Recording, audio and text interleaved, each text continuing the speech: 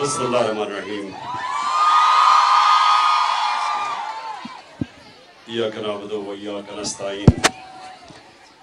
میں آج اپنی آئی ایس ایف کی اب میں کیا کہوں بیٹیوں، ہماری فیوچر کے لیڈرز، خواتین کے لیڈرز، مجھے بڑی خوشی ہوئی کہ آج مجھے موقع ملا آپ سے بات کرنے کا۔ میں یہ چاہتا ہوں کہ جو میں آج آپ کے سامنے باتیں کروں، آپ نے یہ کالجز، یونیورسٹیز، ہر جگہ یہ بات لے کے جانی ہے، کیونکہ میں آپ سے پولیٹکس کی بات نہیں کر رہا۔ میں آپ سے جو بات کر رہا ہوں وہ ملک کے لیے جہاد لڑنے کی، جو حقیقی آزادی ہے، اس کے لیے آپ پولیٹکس نہیں کرتے، آپ جہاد لڑتے ہیں۔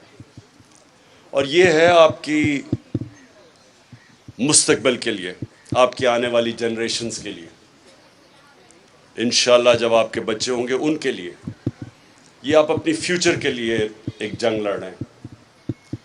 اور یہ ہے کیا، میں ذرا آپ کو بڑے آسان طریقے سے سمجھانا چاہتا ہوں کہ یہ حقیقی آزادی ہے کیا۔ دیکھیں، سب سے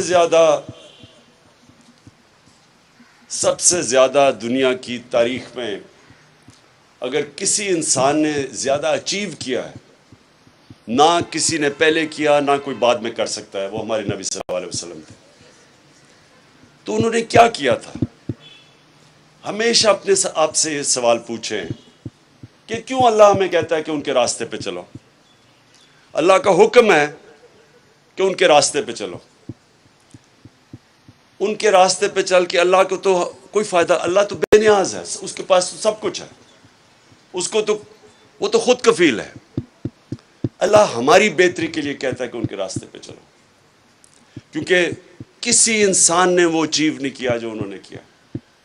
ہم یونیورسٹیز میں جب ہم پڑھتے تھے تو ہمیں بھی رول ماڈلز، ہمارے رول ماڈلز جن کی ہم کتابیں پڑھتے تھے، ان کی لائف ہسٹری پڑھتے تھے، ان کی بائیوگرافیز پڑھتے تھے۔ وہ کیوں پڑھتے تھے؟ کیونکہ وہ انہوں نے زندگی میں کوئی اچیو کیا ہوا تھا۔ میں جب کرکٹ کھیلتا تھا تو میں کرکٹ میں بھی میرے رول ماڈلز ہوتے تھے، ان کے اوپر پڑھتا تھا کہ کیسے انہوں نے کیا کیا۔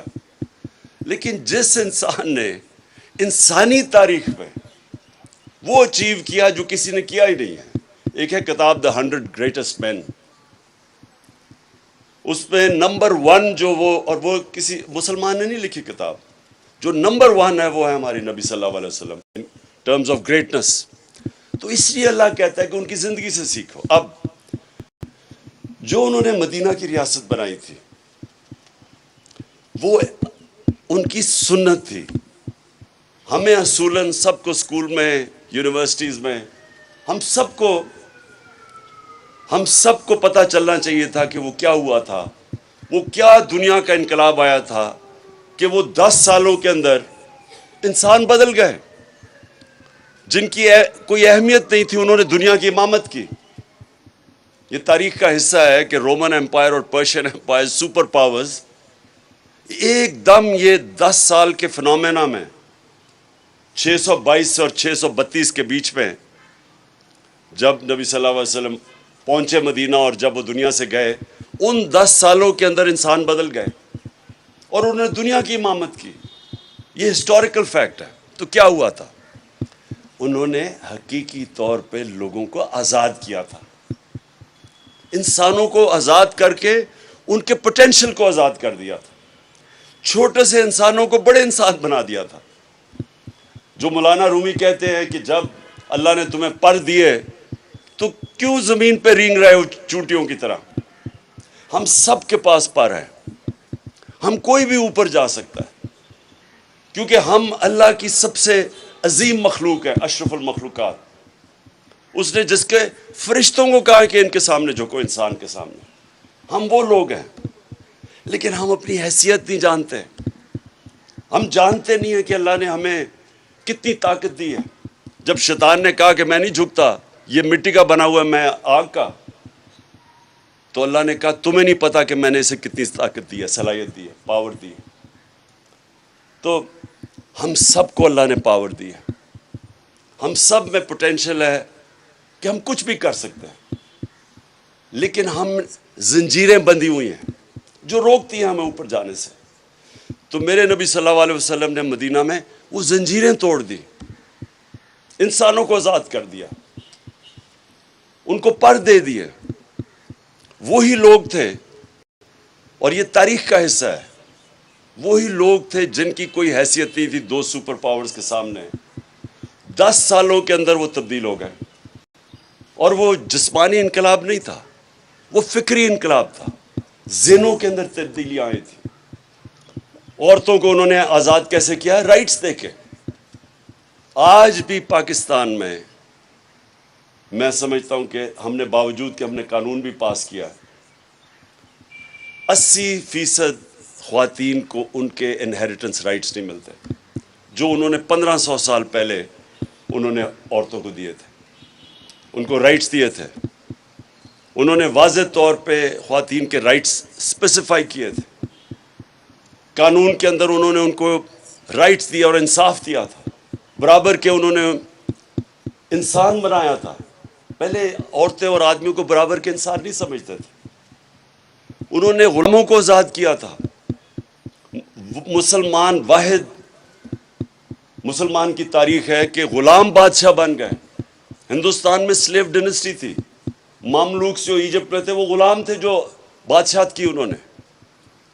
تو غلاموں کو انہوں نے آزاد کیا، خواتین کو آزاد کیا۔ انسانوں کو کیسے آزاد کیا؟ انصاف دے کے۔ انصاف جو ہوتا ہے وہ آپ کو آزاد کرتا ہے۔ جب مجھے قانون پروٹیکٹ کرتا ہے طاقتور سے، تب میں آزاد ہوتا ہوں۔ آج اب اگر بدترین غلامی انسانوں کی دیکھنی آپ نے تو اندرون سندھ چلے جائیں، جس طرح وہ انسانوں کو، وہ ان کے طاقتور، ان کے وڈیرے انسانوں کو رکھتے ہیں۔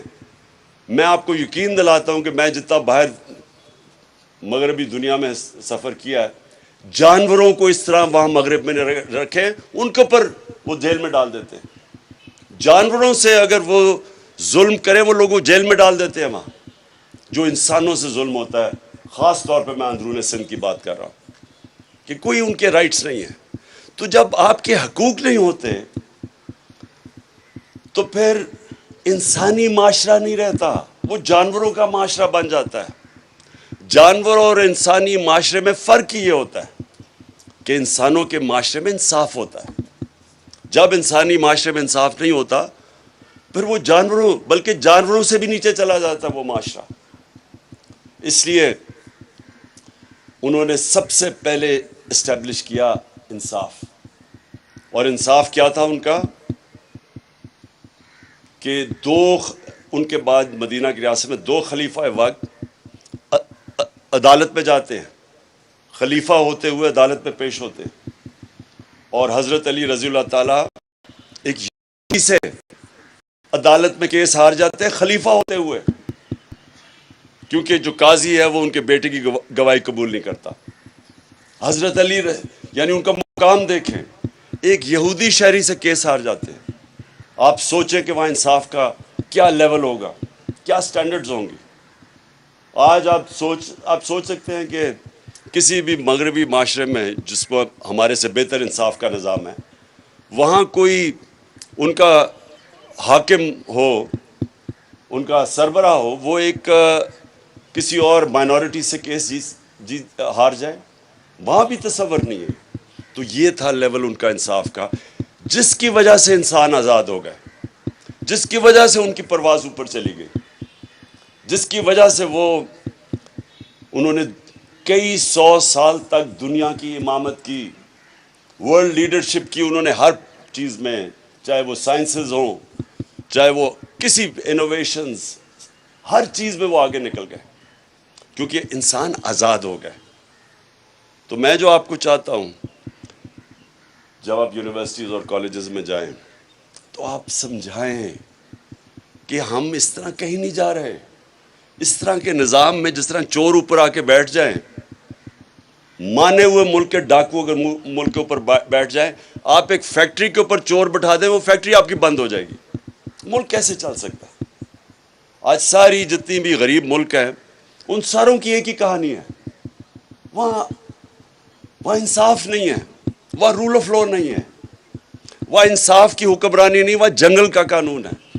جو طاقتور ہے وہ قانون سے اوپر ہے، جو کمزور ہے اس کو انصاف نہیں ملتا۔ ہمارے نبی صلی اللہ علیہ وسلم نے کہا تھا کہ تمہارے سے پہلے بڑی قومیں تباہ ہوئیں کہ کمزور جب چوری کرے وہ جیل میں، اور طاقتور جب چوری کرے تو اس کو این آر او مل جائے، اس کو پکڑے نہ، جو آج یہاں ہمارے ملک میں۔ انہوں نے تب کہا تھا کہ قومیں تباہ ہو جاتی ہیں، جس قوم میں رول آف لا نہیں ہوتا وہ تباہ ہو جاتی ہے۔ اور یہ ساری غریب ملکوں کی یہی کہانی ہے آج۔ وہاں ہر جگہ زرداری اور شریف بیٹھے ہوئے ہیں، چوری کر رہے ہیں، ملک کا پیسہ باہر لے کے جا رہے ہیں، اور دوسروں سے بھیک مانگ رہے ہیں کہ جی ہمیں ڈالرز بھیج دو۔ یہ سارے غریب ملکوں کا یہ مسئلہ ہے، یہ صرف پاکستان کا نہیں ہے۔ میں اس لیے جب میں نے پولیٹکس شروع کی تو تب میں نے اپنی انصاف کی تحریک، یعنی میں نے ایک چیز آئیڈینٹیفائی کی کہ اگر ہم انصاف لے آئیں پاکستان میں تو یہ ملک آزاد ہو جائے گا اور یہ عظیم ملک بنے گا۔ تو یہ جو حقیقی آزادی ہے اس کی ابھی جد و جہد جاری ہے۔ چور اوپر بیٹھ گئے ہیں۔ ایک انگلش میں سیئنگ ہے کہ lunatics have taken over the asylum, کہ پاگلوں نے پاگل خانے پہ قبضہ کر لیا، یعنی چوروں نے ملک کے اوپر قبضہ کر لیا۔ تو اب وہ ہر روز ان کے کیس معاف ہو رہے ہیں۔ پہلے قانون بناتے ہیں، خود قانون بناتے ہیں، اسمبلی میں جا کے نیب لا میں امینڈمنٹ کرتے ہیں، پھر باری باری ان کے کیس ختم ہو رہے ہیں اب چوروں کے۔ تو میں ان کو بار بار کہتا ہوں کہ پھر جیل کھول دیں۔ وہ بیچارے غریب لوگوں کا کیا ہے، وہ جو غریب سارے جیلوں میں بھرے ہوئے ہیں۔ اور اس لیے یہ یاد رکھیں کہ جب تک ہم اس کے لیے جد و جہد نہیں کریں گے، یہ جو اب ہمارے ساتھ ملک سے ہو رہا ہے، یہ اگر ہم اب کھڑے اس کے لیے نہیں ہوں گے تو وہ پھر قومیں تباہ ہو جاتی ہیں۔ قرآن کی آیت ہے کہ میری زمین پہ نکل کے دیکھو کتنی قومیں تباہ ہوئی جو میرے حکم پہ نہیں چلی۔ قومیں رہتی نہیں ہیں، تباہ ہو جاتی ہیں۔ یوگوسلاویہ نہیں ہے اب، پہلے ایک ہمارے زمانے میں ایک ملک تھا، وہ ختم ہو گیا۔ سوویت یونین نہیں رہی اب، وہ رشیا وہ تھوڑا سا رہ گیا۔ ہمارے ہوتے ہوتے ایسٹ پاکستان علیحدہ ہو گیا، بنگلہ دیش بن گیا۔ تو یہ نہ سمجھے کہ ملک رہ جاتے ہیں۔ جب تک ملک اپنی انصاف کے لیے جد و جہد نہیں کرتے، اپنے حقوق کے لیے، اپنے رائٹس کے لیے، اپنی آزادی کے لیے قومیں نہیں کھڑی ہوتی، وہ پھر قومیں تباہ ہو جاتی ہیں۔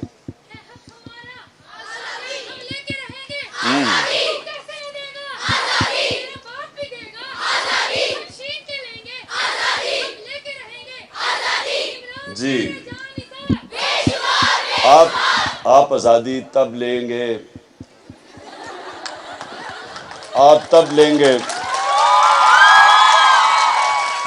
جب آپ ہر یونیورسٹی، آپ سارا یہ علاقہ اسلام آباد پنڈی آپس میں بانٹ لیں گے، اور آپ نے جس طرح جب پاکستان کی تحریک چلی تھی، تحریک پاکستان، تو تب بھی میری والدہ کی جنریشن وہ جاتے تھے کالجز کے اندر اور اپنی آزادی کی تحریک کی وہ پوری جد و جہد کرتے تھے، لوگوں کو اپنی طرف لے کے آتے تھے۔ اور آپ جتنی ایج کی تب بھی ہماری خواتین آپ کی ایج کی وہ جا کے پوری اس کے لیے جد و جہد کرتی تھیں اور تبلیغ کرتی تھیں اور لوگوں کو تیار کرتی تھیں۔ اس لیے آپ نے بڑا یہ جو وقت ہے یہ فیصلہ کن وقت ہے پاکستان کی تاریخ میں۔ یہ انشاءاللہ جس طرح قوم میں بیداری آئی ہے، جس طرح قوم میں شعور آیا ہوا ہے، تو انشاءاللہ اگر ہم سب اس وقت محنت کریں، لوگوں کے اندر جائیں، تو میرے میں شک نہیں ہے کہ یہ انشاءاللہ یہ جو تحریک ہے ہماری یہ حقیقی آزادی کی تحریک یہ کامیاب ہوگی۔ تو آپ نے سب نے میرے سے وعدہ کرنا ہے کہ لوگوں کے پاس جانا ہے ممبرشپ کرنی ہے. نائلہ مجھے بڑا پسند آیا آپ کی جو آپ کا جذبہ اور جنون تھا اور آپ میں جو شعور تھا, یعنی جو آپ نے کئی باتیں کی وہ بڑی, میں نے بڑے بڑے دیر میں جو پولیٹکس میں لوگ رہتے ہیں ان سے نہیں سنی وہ باتیں. کیونکہ دیکھیں دو چیزیں ہوتی ہیں, پولیٹکس آپ نے سمجھ لی ہے. ایک ہے پولیٹکس جو دنیا میں بدنام ہے. آدمی یا عورت پولیٹکس میں آتی ہے عوام کی خدمت کرنے کے لیے اور وعدے کرتی ہے کہ میں خدمت کروں گی عوام کی یا کروں گا, اور اس کے بعد خود پیسے بنانے شروع ہو جاتے ہیں, لوگوں کو لوٹنا شروع ہو جاتے ہیں. اور دوسرے ہیں جو پولیٹکس کو عبادت سمجھتے ہیں, جو پیغمبروں کا راستہ تھا, وہ بھی اسٹیٹ کرافٹ تھی. نبی صلی اللہ علیہ وسلم نے بھی مدینہ کی ریاست سنبھالی تھی, لیکن وہ ایک عبادت میں کنورٹ ہو جاتی ہے کیونکہ انہوں نے لوگوں کی زندگیاں بدل دی, انسانوں کو اٹھا دیا, فلاحی ریاست بنا دی, انصاف کر دیا, حقوق دے دیے. وہ بھی پولیٹکس ہے. تو دو پولیٹکس ہے, ایک قائد اعظم کی ہے, ایک ان چوروں کی ہے. اور آپ جو پولیٹکس کریں گے وہ آپ کی عبادت میں شامل ہوگی, کیونکہ آپ اپنی ذات کے لیے نہیں کریں گے, آپ اپنی قوم کے لیے کریں گے. جس طرح کشمیر کے لوگ ہیں جو مقبوضہ کشمیر میں, یعنی وہ کن مشکلوں میں ان کی خواتین نکلتی ہیں, ظلم ہوتا ہے, لیکن وہ بار بار قربانیوں کے بار بار نکلتی رہتی ہیں, کیونکہ وہ سب کو سمجھتے ہیں کہ غلام قوم کبھی کھڑی نہیں ہو سکتی. غلام صرف اچھے غلام بن سکتے ہیں, صرف آزاد قومیں اوپر جاتی ہیں. اور وہی جو میں نے پھر سے کہا کہ مدینہ کی ریاست ہمارے لیے ہمیشہ کے لیے ایک مثال ہے مسلمانوں کے لیے کہ کیسے ایک انسان بدلے, اور وہ دنیا کی انہوں نے امامت کی. اور اس لیے اللہ کہتا ہے کہ ان کے راستے پہ چلو ہماری بہتری کے لیے, کہ اگر ہم نے اس سے نکلنا ہے جس دلدل میں ہمیں پھنسایا ہوا ہے, قرضے لے کے. وہ ہمارا وہ شہباز شریف جاتا ہے ہر جگہ کہتا ہے جی دیکھیں میں بھیک تو نہیں مانگ رہا, میں مجبور ہوں, ہاں مجبوری ہے, میں بھیک تو نہیں مانگنا چاہتا لیکن میں مجبور ہوں, میں مانگنے نہیں آیا. تو وہ اصل میں ساری قوم کو ذلیل کرتا ہے. خوددار قوموں کی عزت ہوتی ہے, جو انسان اپنی عزت کرواتا ہے اس کی عزت ہوتی ہے. آپ اپنی اگر عزت نہیں کروائیں گے دنیا آپ کی عزت نہیں کرے گی, دنیا کے سامنے ہاتھ پھیلائیں گے کوئی عزت نہیں کرے گا. تو انشاءاللہ میں آپ کی سب کی اب ڈیوٹی لگا رہا ہوں. میں آپ کو 1-2 مہینے دوں گا, نہیں 1 مہینے میں میں دیکھوں گا کہ آپ نے کتنی ممبرشپ کی ہے, آپ کی کتنی بڑی ہماری ISF کی تنظیم کتنی بڑی بن جاتی ہے, اور انشاءاللہ پھر آپ سے ملتے ہیں. بہت بہت شکریہ.